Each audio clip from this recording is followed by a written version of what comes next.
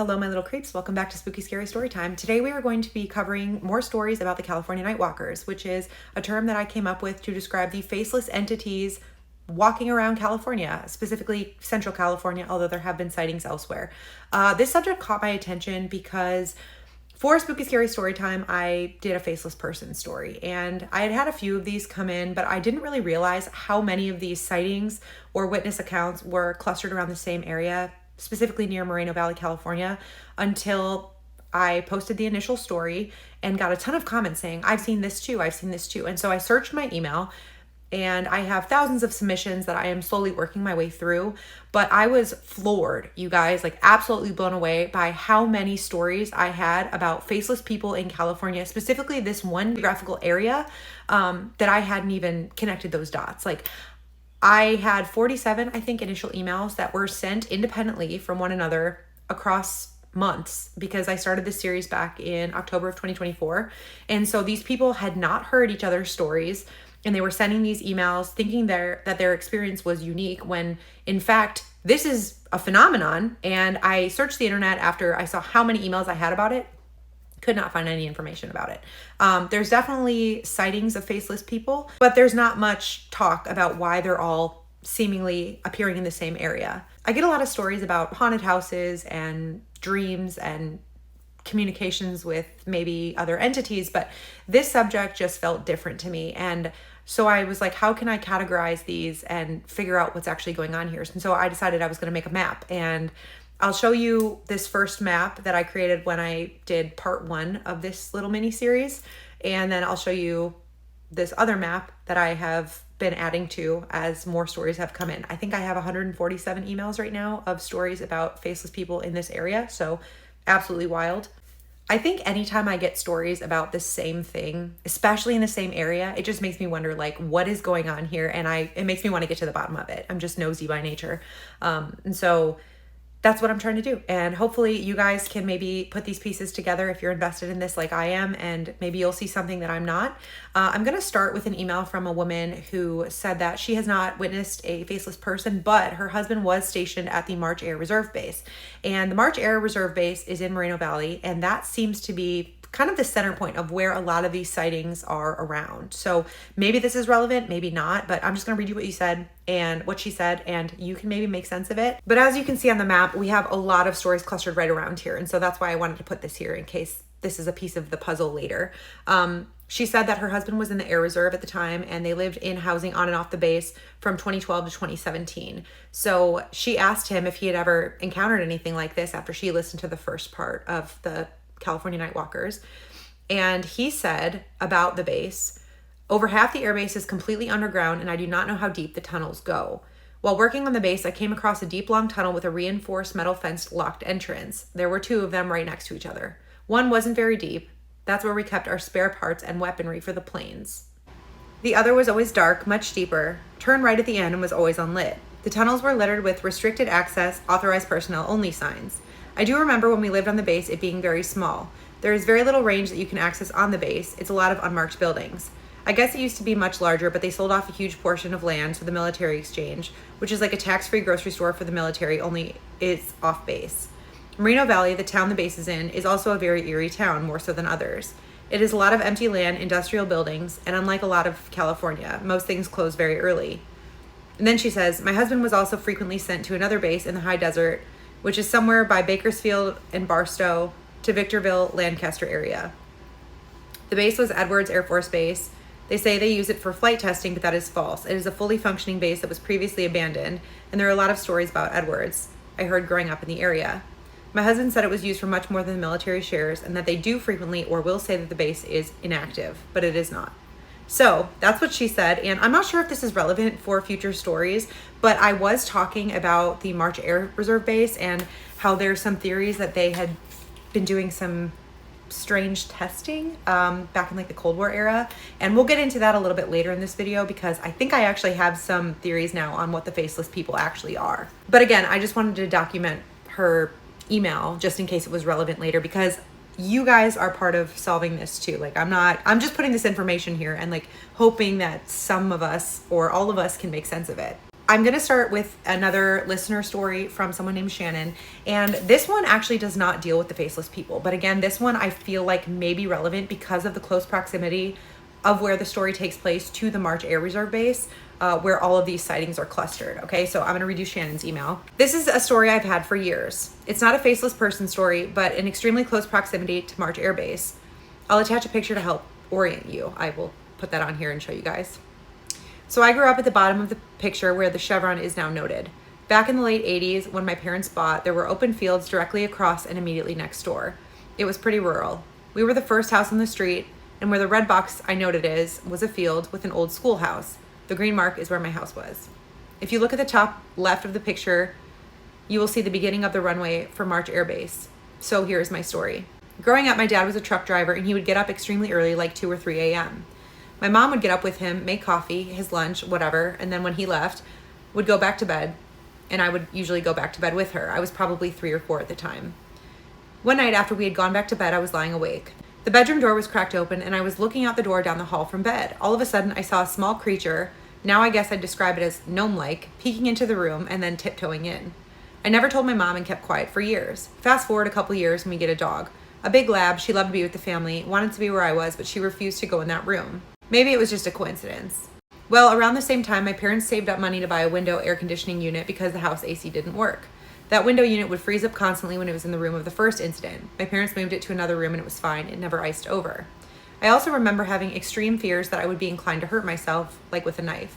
Like the thought wasn't mine, but it was there in my head from somewhere else, and I'd cry.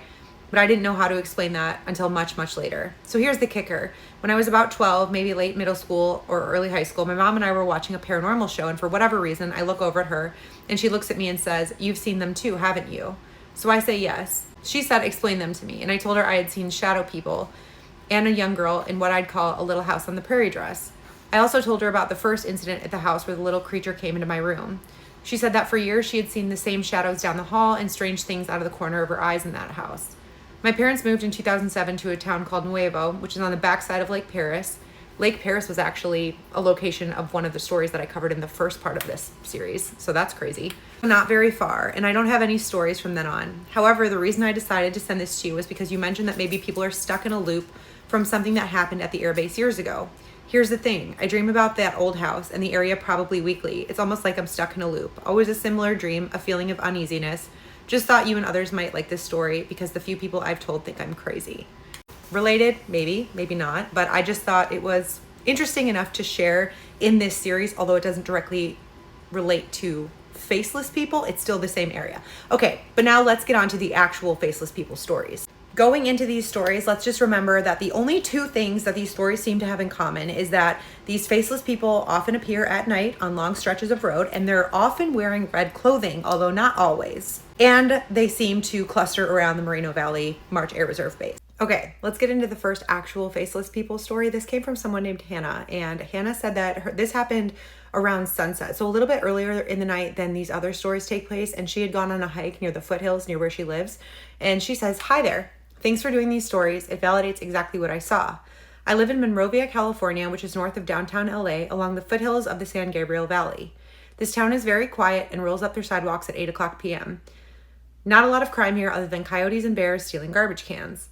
One night in the fall, I hiked up our foothills to catch a sunset. You get a great view all the way to downtown or sometimes Catalina from this perch. It's absolutely beautiful. But boy, it got dark very quickly, and I realized if I'm going to get off this hillside before the coyotes, bobcats, and whatever else come out, I need to get going. It's a steep decline but a paved path. As I'm winding around these narrow hills and back down to the main drag, there's probably 1,000 feet left until the path dumps into this bougie neighborhood to get back to my car where I parked on the street. As I'm narrowing down the last 300 feet, I see a person coming up the hill. It's not uncommon for people to go on night walks, but this just felt different. I felt tingly. It wasn't good. I knew it wasn't good. I'm watching this person walk, and they're walking very jerky, almost glitchy, if you will, and one of the feet is dragging, so it's not helping the glitchiness or smooth walking motion. It's strange, but I thought, okay, maybe this person has a disability, but the jerkiness was just so bizarre, unlike anything I've ever seen. As I'm coming down the hill, there's probably 300 feet left of this walk, and I realize if this person has ill intent, I have no choice but to walk past them or back up this hill because there's cactuses on both sides of the pathway. There is no escape, and I have to go past this person. I'm feeling deeply uneasy about this. It's not because it's a person on the path and it's already dark. It's the fact that the movements and something else was just telling me that this is not good. She says, this person is now 10 to 20 feet away from me and I just walk very quickly, but the Midwest girl in me wants them to know that I see them, so I say hi. As I stare right at them. This person, thing, or whatever quickly whips and cranes their neck right at me, stares at me, and as I try to catch a face, all I see is blackness like a black void. They're wearing blue jeans and a green hoodie, and all I see is blackness in their face. There was nothing there. There's a light from the streetlight at this point, so I should have seen features. There was literally nothing. It scared the absolute hell out of me. I was just like, keep walking quicker and quicker and quicker to my car. I did not look back wherever that person went, good for them, but I'm not about to follow. I was so scared I had to drive around for a while before I went home in case this thing wanted to follow me. I've never seen anything like that, but thanks to your story, I feel a lot less crazy that this is more common than we think. Let's just move right along, okay? This one came from someone named Jose. I'm a new subscriber. I saw a video about faceless people encounters. I live in San Bernardino County in a city called Rialto, and your video reminded me of an encounter I experienced with my family. Around 5 years ago, before COVID shut everything down, my family decided to go have dinner at a local restaurant. It was a typical horror movie set up because as we were walking out of the restaurant, it started to rain. As we were walking to the car, we all heard a woman scream, and when we looked, there was a woman wearing a dress walking down the sidewalk, screaming and waving her hands around. We all rushed to get in the car while the lady sat at the bus stop. When we drove off, we had to exit where the lady was sitting, and as we drove by her, she stared at our car and turned her head as we drove by. I got a good look at her, and that's when I realized she had absolutely no face. There was nothing there. I asked my family if they saw the same thing immediately, and they said yes as we passed. This has stuck with me for 5 years, and I still have no idea what it was I saw that night. Thank you for reading. Moving right along. Here's another one. This came from Rebecca S. I saw your faceless story, and I figured I would send you my creepy Southern California story. Back in the year 2000, I was 18 and my best friend and I used to stay up late until 3 or 4 a.m. regularly watching movies we rented from Blockbuster and generally having fun and being silly. We lived in Thousand Oaks. She lived on the other side of town, which is about 2 freeway exits from my house. One night around 4 a.m., we were driving home on Lynn Road in my old 1989 BMW near the mall. The road had 2 lanes and it was divided in the middle and had a barrier with trees. I saw someone standing in the middle of my lane just with his arms stretched out diagonally. I changed lanes and then he moved to the lane I was now in, so I had to slow down. Okay, so this is a common theme, okay? Like pause, because in a lot of the stories in part 1, in case you didn't see that video or listen to it, the figure seems to be walking on the side of the road and then jumps in front of the car that the eyewitness reported driving. It was a long time ago, but I remember that he was very pale and had a cowboy hat on and some type of red bandana tied around his neck. He started walking toward my door and I sped away. We were both terrified. I think there may have been someone else standing on the side of the road in the bike lane, but it's been so long and we were trying to move so fast, I'm not sure about that detail. The experience sounds similar to the other faceless stories, although I did notice a face. He was just unnaturally pale. I've always had good intuition, and my gut was screaming at me to get away, and I think if it happened today, I would do the same thing. I've never had another experience like that, and I didn't hear anything similar until I saw your story about the faceless people. So that one related, maybe, maybe not. This one is just reported as pale and jumping in front of the car. But again, let's not discredit that unfortunately some people do have mental illness, some people don't have homes, and some people struggle with substance abuse. So it could have been all that, and I want to keep it light and logical and say that that's a possibility with that one. Here's a story from someone named George. And this one is a little bit farther out, but I think it's still relevant to what we're talking about. I used to live way out in the Mojave Desert of SoCal. This happened back in 96 or 97 on Central Road around Los Padres Road or thereabouts in Apple Valley, California. I have had experience with ghosts and spirits and apparitions or whatever you want to call them, though their energy did never scared me. I knew almost right away what had transpired. No, the fear came from thinking I was going to hit a person on the road. Here's what happened. I was driving around Central Road on my way home. It was between midnight and 3 a.m., but I don't remember the time for sure. It's a long straight stretch of road. Very seldom did I see other cars on the road at that time of night. Therefore, I was speeding, probably 55 or 60 miles an hour, when a figure in a hoodie and jeans and something red, maybe like a shirt, it happened so fast, stepped out into the road in front of my car. I hit the brakes, but it was too late. If it had been Corporal, there would have been a mess, but no, whoosh, I went right through it.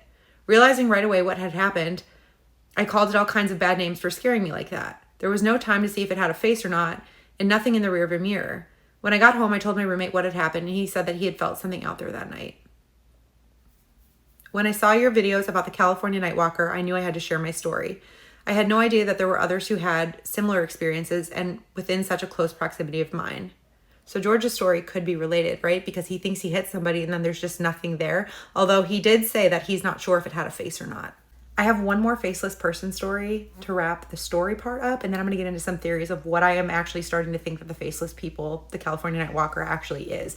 Because I'll be honest with you, it was this story that put me down a whole new rabbit hole, and now I'm starting to think that I am connecting some dots. So I'll tell you my theories, but they're just that, they're theories, and you can try to make sense of them, but I think this story is important to tell you first, because that's what put me on this whole mission, this new rabbit hole. So this came from someone named Emily, and her story takes place around Moffett Field, which is in Northern California near Silicon Valley. It's surrounded by tech giants. It's another military base.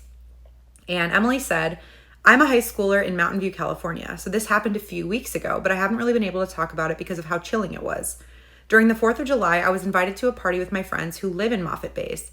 It's relatively new and there was a curfew that we had to leave by there. So there was no objective eerie feeling. Me and some of my friends got bored of the party and decided to take a walk. They talked about a cool gazebo on base that had a good ambiance and we could see the fireworks from. We walked toward the gazebo, which was not far from housing, but we had to cut through the abandoned part of the base. There were some old testing sites with open windows and ripped curtains. I am a bit of a scaredy cat, so I got a really eerie feeling and asked my friend if she wanted to turn back.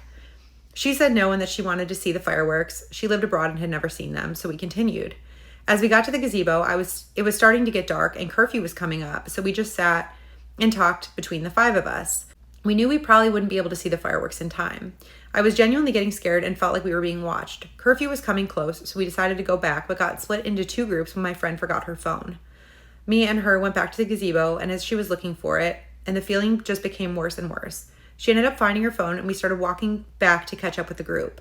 I felt something right behind us, and as I turned to look around, I saw a faceless man in a dark blue uniform maybe 10 feet behind me, right behind the gazebo. He looked tall and slender, and his cheeks were sunken. I told my friend that there was someone there, and we started to run. When I say faceless, he had no features. We caught up to the group and told them what we saw. They told us that almost no one on base wears uniforms and that we were probably just messing with them. I called my friend who had lost her phone about what happened later because we were both shaken from it, and she said she didn't see its face either. It looked almost like there was a screen or a veil blurring its face. A few days ago, she went back on base to hang out with one of our friends there, and she felt like she was being watched. So I don't know if Moffett Base is related to this story, but let me just tell you what I found when I started going down this rabbit hole about it. Chills, immediate chills. There's actually more about it online than there is about March Air Reserve Base, where most of these stories take place, but it's guarded in secrecy, okay? It's just south of San Francisco, and it was once a naval air base, but is now partially controlled by NASA and private defense contractors. It's where they do AI testing, space simulation, and God knows what other kind of testing far outside of public view, and its history is murky, much like the March Air Reserve Base. It is whispered about in conspiracy circles, and I don't want to get too into conspiracy theories here, but I do think it's interesting because I was pulling up some CIA declassified documents because, again, I'm nosy, and I wanted to know if this base in particular was mentioned in any CIA documents, and it turns out that there's actually a lot of truth to some of the theories about this base. These theories include the idea that Moffett Field houses forgotten Cold War experiments and electromagnetic weapon tests, and even attempts to manipulate perception itself. And some people theorize that what's kept down there isn't just technology, it's actually knowledge. And the more you look into Moffett Field's history, the stranger it gets. A CIA Sunshine Project document that's declassified now mentions, quote, arrangements have been made with Moffett Field, California, a naval air station, for the transmission of classified messages tied to psychological research between the Sunshine Project and the CIA. This suggests that Moffett Field was used at the very least as a communications relay point for projects in the Cold War era. So what were those projects? MK-Ultra for one. And I'll be honest with you, I thought that MK-Ultra was completely a conspiracy theory. I didn't know it was actually based on a declassified CIA document.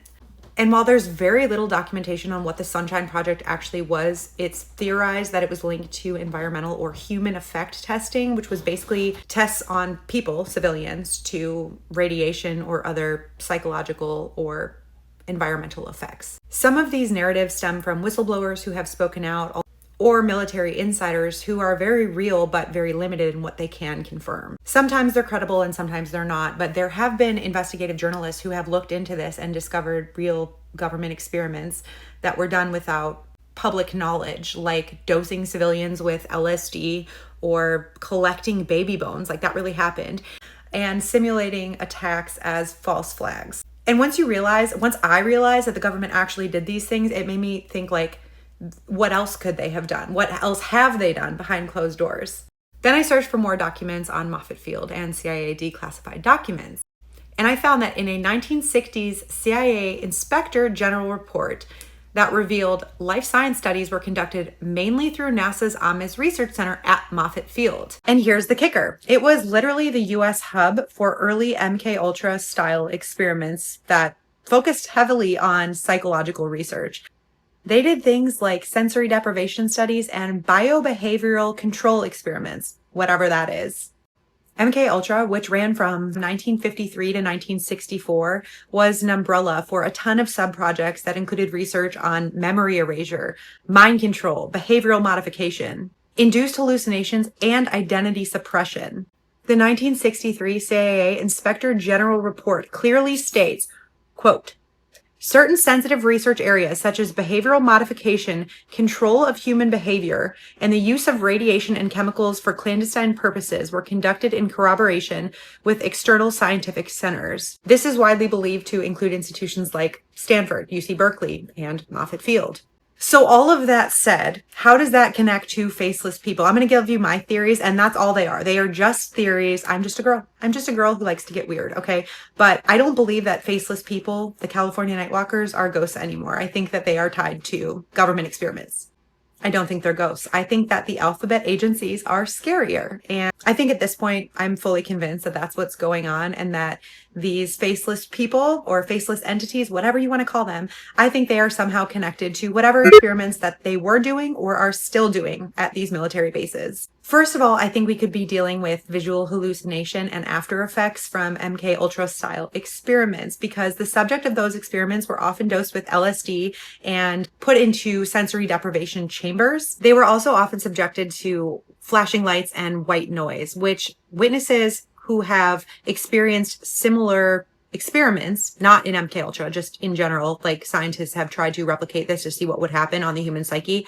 These people say that being exposed to similar sensory manipulations describe people with blurred, melting, or non-existent facial features, and encounters with shadow figures that seem human but are missing identity clues like noses or mouths.